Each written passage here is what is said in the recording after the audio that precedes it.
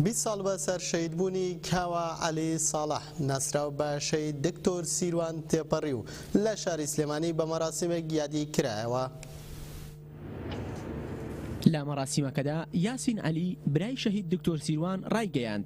بۆیە ئێمە لە 20مین ساڵ و ڕۆژی شەهیدبوونی دکتۆر سیروان و هەڤاڵەکانی بەڕاستی خۆمان بەسەربەست دەزانین و ئەو سەربەرزیە بەرهەمی خوێنی شەهیدانە دەبێت ئێمە لەوە تێبگەین. ئەوەی کەماوە دەبێت بزانین تەفگەرەکەمان ئەوەی پێکراوە، تەنها ئەوەندەی پێکراوە کە بتوانێت ئەویش بە خەڕۆخستنی هێزە پاشەڕۆکانی دەستی داژیکەرانی کوردستان نەبووە ناندەهێشت بە هیچ شێوەیەک زیانێک بە یەک یەزیدی و یەک ئەندامی گەلی ئێمە بگات و ئاوە تاڵان و بڕۆی پێ بکات.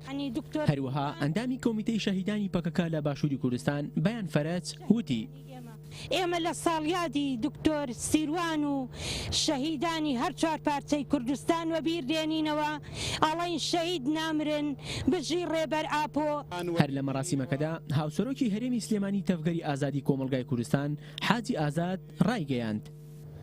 ئەوەی ئێمە لێرە کۆکردو توانێ شەهیدی فەرماندا بە گیانی خۆی بە خوێنی خۆی داستانێکی گەورەی بۆ گەلەکەمان نووسیەوانێ کە بەرخۆدان و شۆڕش لە ناوگەلی ئێمەدا بەردەوامی هەبێت.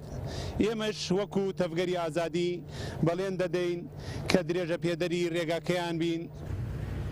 جێوە بیرهێنانەوەیە شەهید کاوە عەلی ناسراوە بە دکتۆر سیروان لە ساڵی 1964 لە گوندی جەمیالەی ناوچەی شارباژێری سەر بە سلێمانی لەدایک بووە و لە ساڵی 1970 دەچێتە بەر خوێندن و قۆناغەکانی سەرەتایی ناوەندی و ئامادەیی بە سەرکەوتووی تەواو دەکات.